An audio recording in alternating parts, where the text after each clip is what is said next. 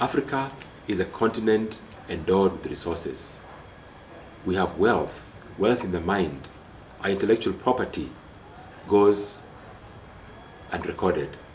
We have wealth on the ground, our soils, our crops, our food. We have wealth underground, our mineral resources. Why does it have to take others to come in and exploit those resources? In this series, we'll be looking at how another Africa is possible. An Africa where Africans work and eat the fruit of their labor.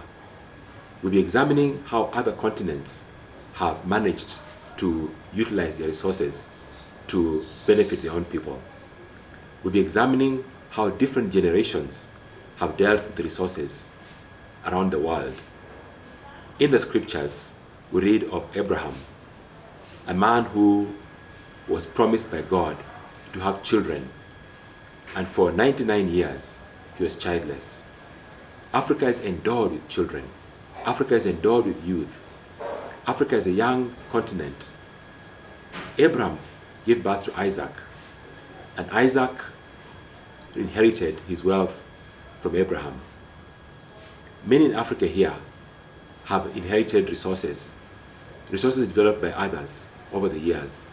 But those resources, like in the parable of the talents, have been hidden, not multiplied, not giving benefit to those who live by them or those who have access to them. Isaac gave birth to Jacob. Now the story of Jacob is very interesting because Jacob, from birth, was always one who utilized cunning and craftiness to try and get his wealth. He deceives his brother. He deceives his brother to get the birthright. He's crying out to grow his wealth. He deceives his father-in-law. And his seemed to be a wealth generation philosophy of deceit.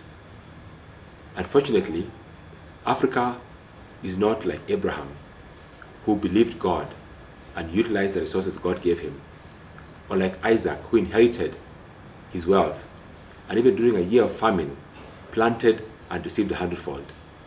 We tend to be more like Jacob, using deceit rather than hard work, using cunning rather than using the resources that we have. The result is brokenness. We see a continent where relationships are fractured. We see a continent where leaders and the followers have a huge gap in terms of wealth differences. We see a continent where young people and old people are not working together. We see a continent in disharmony. We shall be discussing in this series, another Africa is possible. You and I can make this continent different. It has happened in other continents, it can happen to Africa. Do you know that no continent has ever thrived economically without relating to Africa? The prosperity we see in America was driven by the slave labor from Africa. The prosperity we see in Europe was driven by the natural resources of Africa, the gold and the minerals that were extracted through our railway lines going to Europe. And the prosperity we see in Asia today is driven by Africa's natural resources. Why are Africans running away on boats to go to Europe and Chinese are running to Africa? The same continent, different views, different worldviews. Another Africa is possible. Will you join me? Subscribe to the channel below, how Africa can be different in our generation.